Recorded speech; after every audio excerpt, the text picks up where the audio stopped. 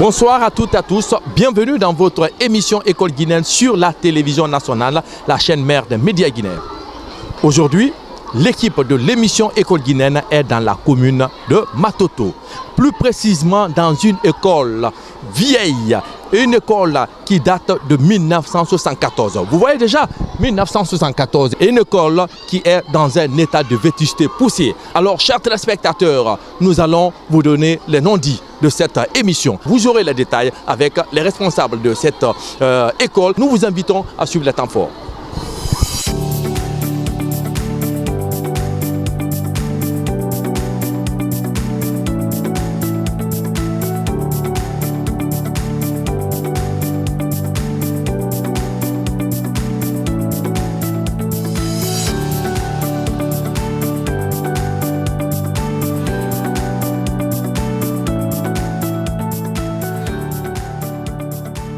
Après la tournée du ministre de l'Enseignement préuniversitaire et de l'alphabétisation, en l'occurrence M. Guillaume Hawing, à l'intérieur du pays, pour toucher du doigt la vraie physionomie de l'école guinéenne à l'intérieur du pays.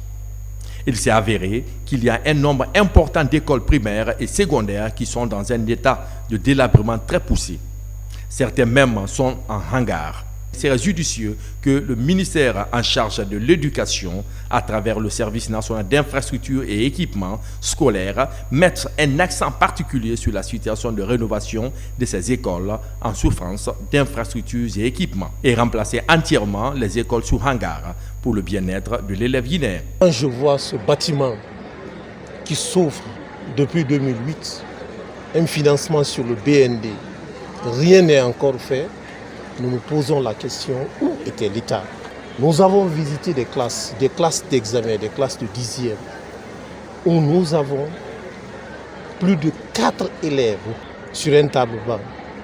J'avoue très honnêtement que ce n'est pas ce qu'on souhaite pour l'école guinéenne. Dans nos priorités, les tables-bancs font partie. Dans nos priorités, la rénovation des écoles fait partie. C'est dans cette optique que l'équipe de l'émission École guinéenne a porté son coup de projecteur sur l'état de l'une des plus vieilles écoles de la commune de Matoto, qui date des années 70, le collège Dr Lansana Béavogi. Les responsables de cet établissement n'ont pas caché leur état d'âme afin que les nouvelles autorités du pays leur viennent en aide pour changer la physionomie de cette vieille école. Nous remercions d'abord les nouvelles autorités. Nous commençons d'abord par le président de la République, le colonel Mamadi Doumbouya, le premier ministre M. Mohamed Béavogi et le ministre de l'enseignement préuniversitaire M. Guillaume Hawing, qui sont en train de fournir, n'est-ce pas, beaucoup d'efforts pour l'amélioration, n'est-ce pas, du système éducatif, n'est-ce pas, dans ce pays-là. Alors, tout ce que nous les demandons, c'est que l'école là est en plein cœur de la capitale. Donc, qu'ils pensent à cette école. Et en plus de ça, l'école là porte le nom d'une des plus grandes personnalités de ce pays-là, qui est M. Lansana Béavogi, qui fut le premier ministre, n'est-ce pas, de la Première République. Donc, qu'on pense à cette école. Vous voyez les conditions dans lesquelles nous étudions ici. Les salles ne sont pas en bon état. Les tableaux aussi. Il n'y a pas de toilettes pour les enfants. On n'a pas de bureau. On est installé, n'est-ce pas, sous les manguiers là-bas. On n'a pas de bureau. Les enfants n'ont pas de toilettes. Nous, les professeurs, on n'a pas de toilettes. Et pour étudier, comment vous faites alors pour vous mettre à l'aise? Vous sortez on va deux fois. Les enfants, n'est-ce pas, vont dans le quartier pour demander de l'aide, n'est-ce pas, aux riverains. Ou bien nous partons aux primaires là-bas. Pour demander, n'est-ce pas, de l'aide, n'est-ce pas, aux primaires. C'est ce que nous faisons, c'est comme ça que nous vivons ici. Donc, l'école est créée depuis quand? L'école est créée depuis 1974. Ça, c'est un investissement humain. C'est les riverains d'ici. La communauté, voilà, investissement communautaire. La communauté, n'est-ce pas, qui a construit cette école. Donc, et c'est l'école là qui a donné naissance à l'école primaire, n'est-ce pas, qui est là, sous forme d'Africof. Mais on a tendance à oublier l'école là. Donc dès qu'on a construit cette école, on l'a transformée en primaire et on a transformé l'autre là, n'est-ce pas, en collège. Mais depuis lors, l'école là n'a bénéficié aucune rénovation.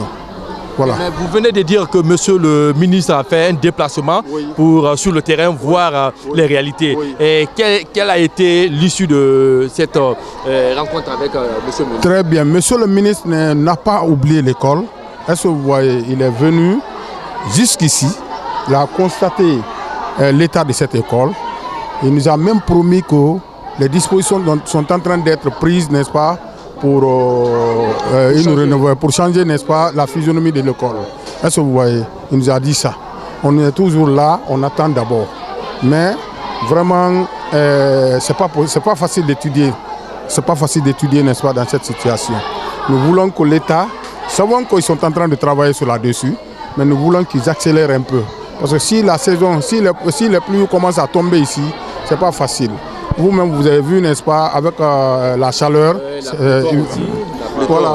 la pléthore aussi. Voilà. Bien, alors tout n'est pas rose, unanime. Mais certes, il y a la communauté aussi qui peut réellement intervenir par le biais de l'APAE. Qu'est-ce que vous faites par rapport à la contribution de l'APAE? L'APAE, franchement, je ne peux pas vous mentir, ne fait rien. Nous, on n'a rien vu sur le terrain. Est-ce que vous voyez, on n'a rien vu sur le terrain. L'APAE ne fait rien pour ça. Tout ce que je sais, parce que moi, je ne peux pas vraiment m'élargir sur là-dessus. Je viens d'arriver, mais je sais quand même qu'il y a une part que la direction donne. Parce que lorsque l'APAE est connue, est-ce que vous voyez, donc même le MENA connaît combien on donne par élève. Lorsque maintenant nous avons l'APAE ici, il y a le recouvrement de l'APAE, le président de l'APAE ou bien l'inspecteur de l'APAE vient prendre, n'est-ce pas, la part de l'APAE. Mais on ne sait pas où va cet argent. Est-ce que vous voyez? En tout cas, l'argent n'est pas... commencé depuis fort longtemps et jusqu'à présent, il n'y a pas eu de retombée par rapport à l'APAE. Non, il n'y a pas eu de retombée. Parce que je viens de vous dire tout à l'heure que nos enfants même n'ont pas de toilettes. Nous avons vécu beaucoup de choses, mais qui ne sont pas tellement bonnes. Parce que la vérité est là. Depuis le temps de, l'arrivée du président Alpha Condé au pouvoir, on a toujours eu des radios qui sont passées ici. Nous avions dit ce qui s'est passé à l'école ici. Ils ont vu la présentation physique de l'école. Nous avons toujours demandé une grande rénovation au niveau de l'école. Mais cette souffrance-là a duré par, je ne sais pas si c'est une négligence ou bien un oubli. Mais pour le moment, je remercie le nouveau gouvernement, le gouvernement qui vient d'arriver, le CNRD, je les remercie. Ils sont en train de travailler partout à Conakry. Et maintenant, votre présence, je sais que le ministre est déjà venu ici. Maintenant, vous aussi, vous êtes venus. Je sais que vraiment, quelque chose de bien va se passer. Donc, pour le moment, nous n'avons pas beaucoup de choses à dire.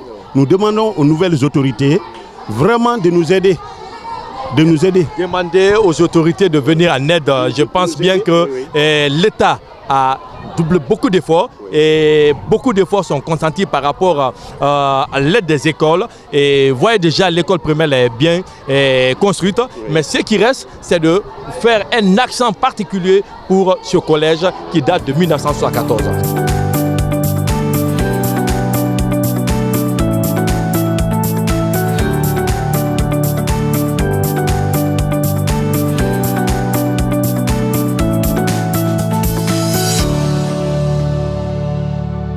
Lorsqu'on vous enseigne, n'est-ce pas, les cours, que ce soit en mathématiques ou bien dans une autre matière, chaque niveau a une limite.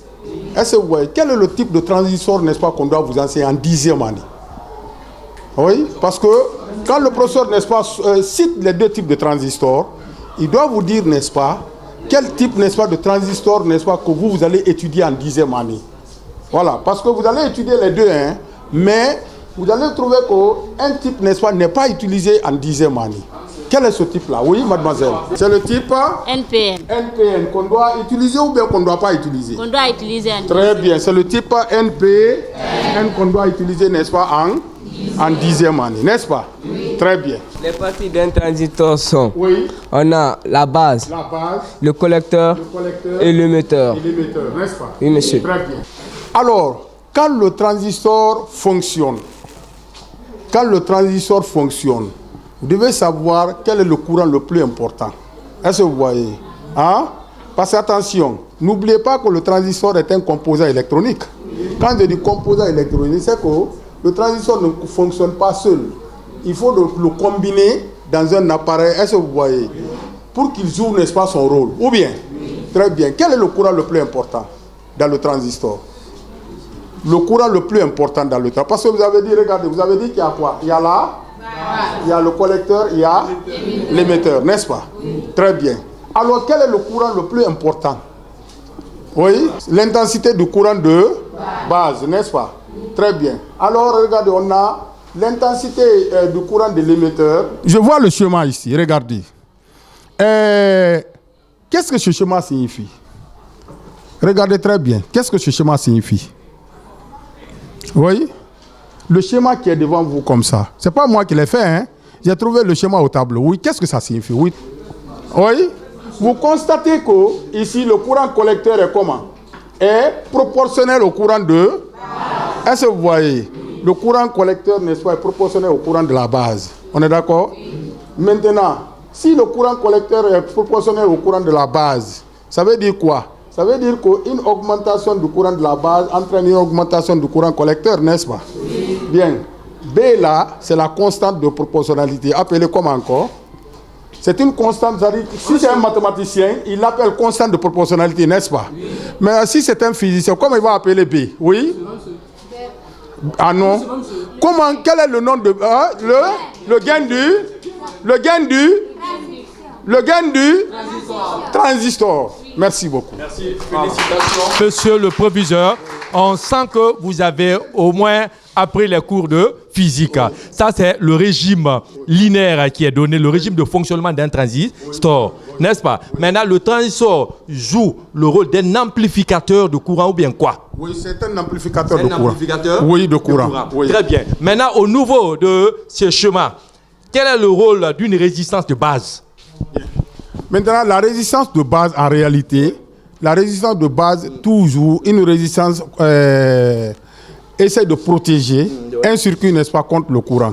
Parce qu'en réalité, lorsque vous prenez un circuit qui doit être alimenté, n'est-ce pas, avec un courant de 4 ampères, le courant qui quitte sur le poteau ne va pas dire, bon, c'est 4 ampères que je vais envoyer, n'est-ce pas?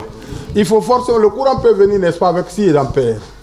Maintenant, avec 6 ampères, quand les 6 ampères viennent, la résistance a quel rôle? La résistance enlève les 2 ampères là, elle transforme ça en chaleur, et les 4 ampères, n'est-ce pas, va faire fonctionner, n'est-ce pas, la base. C'est ce qu'on appelle la dissipation alors. Très bien. Maintenant, vous avez parlé des deux. Maintenant, est-ce que il va jouer le rôle d'un abaisseur de courant ou bien un éleveur de courant? Non. La résistance, n'est-ce pas, va jouer le rôle, n'est-ce pas, d'un abaisseur de courant. Quelques élèves et professeurs de cet établissement ont livré leur cri de cœur sur les conditions d'apprentissage.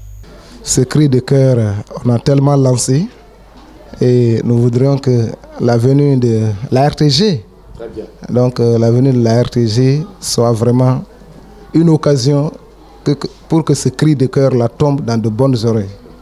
Parce que vous-même vous avez vu, on n'a pas à vous décrire. Les images disent mieux, parlent mieux. Et vous-même vous sentez, vous trempez, merci. Malheureusement, je n'ai pas un mouchoir pour vous aider. Donc nous travaillons dans des conditions difficiles. À partir de 10 heures, dans les salles là, on ne peut plus tenir. Avec des effectifs que vous voyez, nous sommes... Mais l'État a dit de travailler, quelles que soient les conditions. Nous travaillons pour l'État. Nous travaillons, quelles que soient les conditions. Le maire de cette commune, j'aimerais que vraiment qu'il ait un regard de pitié pour cette école. Parce que dans les temps, cette école, ne la voyez pas comme ça, en état de délabrement.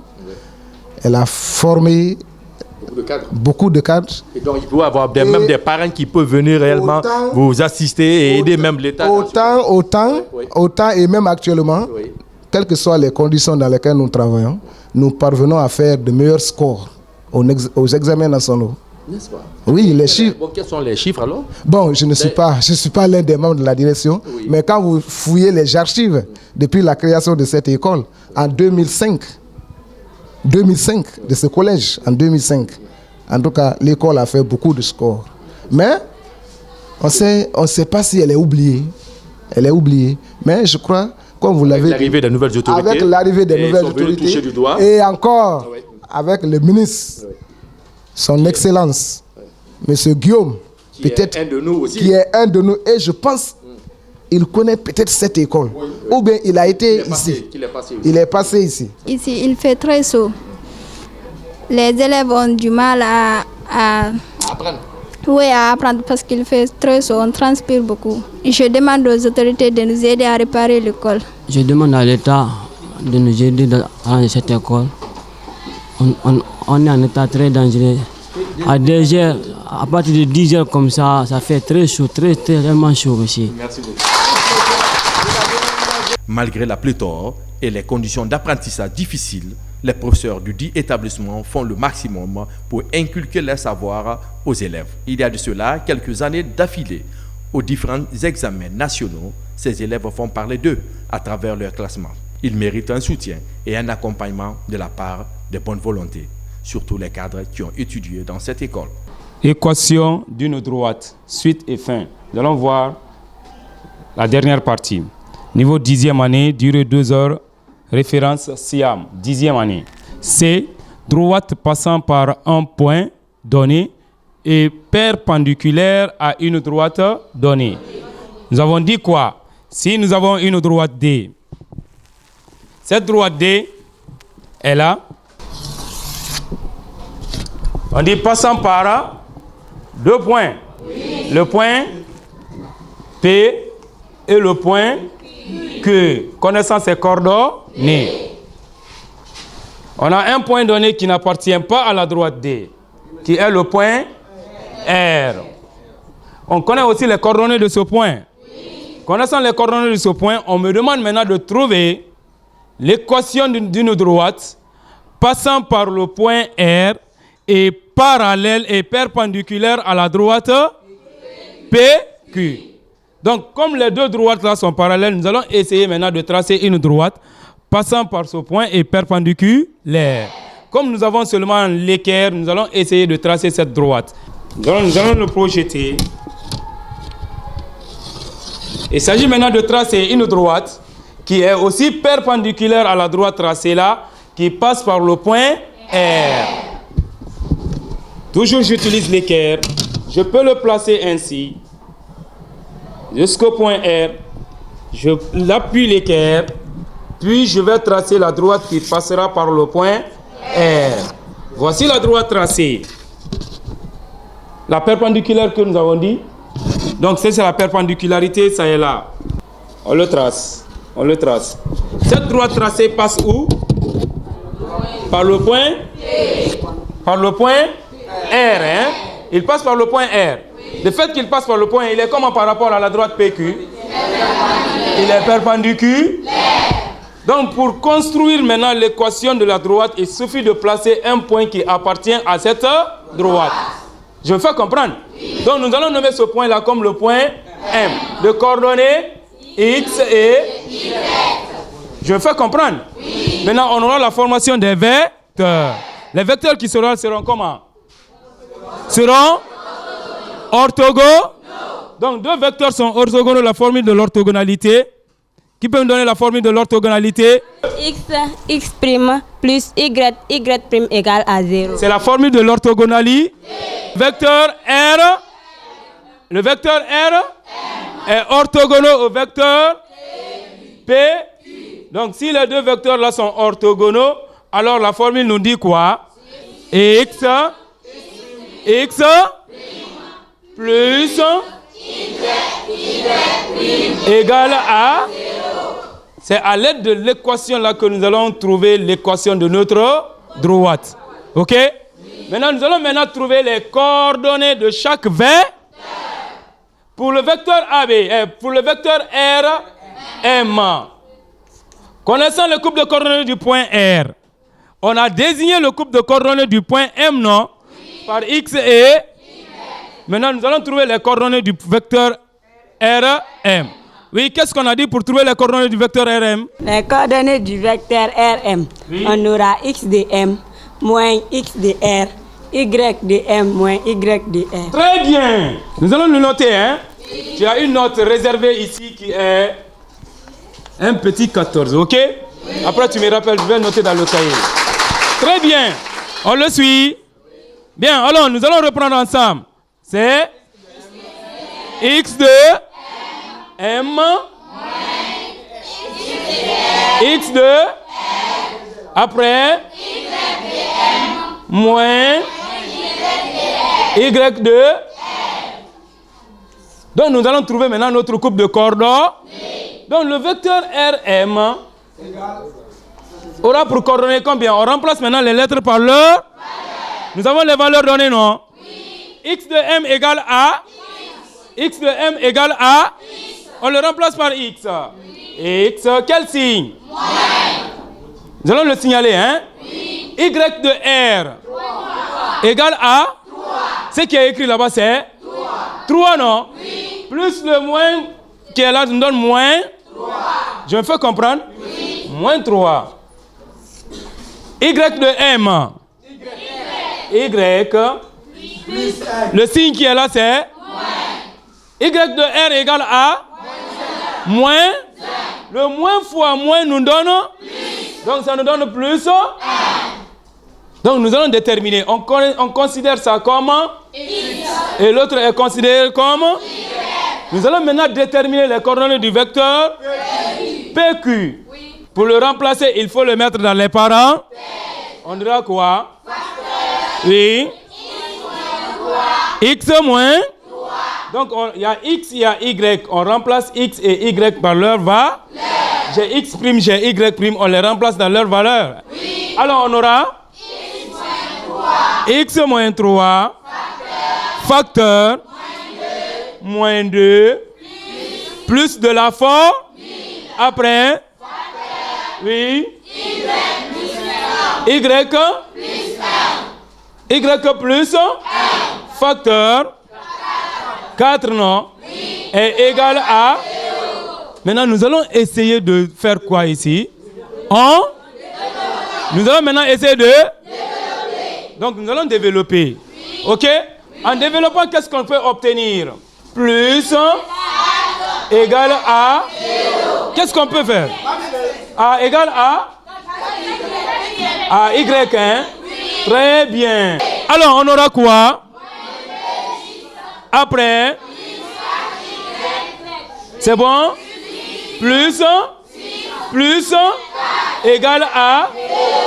Deux vecteurs sont collinaires. C'est lorsque l'abscisse fois l'abscisse du premier vecteur fois l'ordonnée du deuxième vecteur moins l'abscisse l'ordonnée du premier vecteur fois l'abscisse du deuxième vecteur qui nous donne égal à 0. Donc nous avons ici nous avons maintenant l'orthogonalie. Donc x' plus y' égale à 0. Donc vous avez parlé d'un cas. Maintenant, dans quel cas on fait la soustraction, la méthode de croix? Merci. Oui. La méthode de croix, nous avons dit, il faut multiplier. Nous avons utilisé notre croix, non? Oui. Notre croix qui est là, quoi? Qui veut dire que si nous avons deux coordonnées, oui. Le premier c'est x, le deuxième c'est y. Oui. Et le deuxième c'est x', le deuxième c'est y'. Il faut utiliser notre croix. C'est-à-dire, il faut multiplier l'abscisse du premier vecteur par l'ordonnée du deuxième vecteur moins l'abscisse et l'ordonnée du premier vecteur par l'abscisse du deuxième vecteur. Si cela est égal à 0. Et je sens réellement que vous avez un professeur de mathématiques qui a réellement du talent. Je vois réellement que vous, on a l'impression que vous avez chaud là. Donc vous comprenez que nous travaillons dans des conditions très difficiles. Malgré si ça dépasse, l'heure dépasse 10 heures ici, c'est totalement confus. Maintenant vous regardez les toits, on travaille dans les conditions, je ne sais pas pénible, comment alors. Je peux dire. Les conditions pénibles alors. Pénibles, c'est le mot même. Je fais comprendre. Donc on n'a pas le choix. Nous demandons l'autorité, aux autorités de venir en aide pour l'école. Bien, alors je pense bien que M. Guillaume Hawing a touché du doigt de la réalité. Il vient de l'intérieur du pays où il a vu des écoles qui sont en hangar et nous sommes dans la capitale guinéenne, ou précisément dans la commune de Matoto, où il y a des écoles qui ne répondent pas tout aux normes. Et bien, j'en suis sûr qu'il va mettre ça dans son agenda dans si peu de temps et il va chercher au moins à changer complètement l'image de cette école. Je pense bien. Dieu même est venu ici. Pour la première fois, il a visité l'école, il connaît l'état de l'école. Donc, c'est pour lui dire encore de mettre pression, une accélération pour que les élèves puissent étudier dans les conditions normales. Bien, donc, toi, c'est quel nom? Daïkaba. Daïkaba. Oui. Est-ce que tu étudies bien ici? Non, je n'étudie pas bien. Pourquoi? Il y a la chaleur. Il y a la chaleur. Oui. Oui. Qu'est-ce que tu peux dire par rapport à cette condition?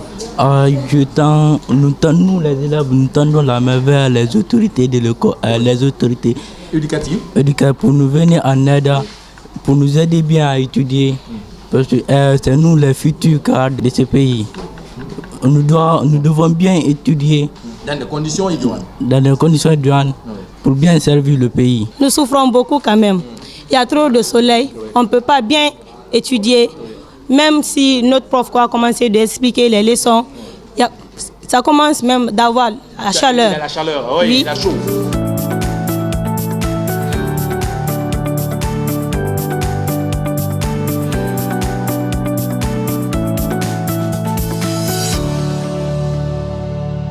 Chers téléspectateurs, nous étions à l'école Dr Lansana Béavogui pour toucher du doigt la réalité de cette école. Vous voyez déjà que l'école est dans un état de délabrement poussé.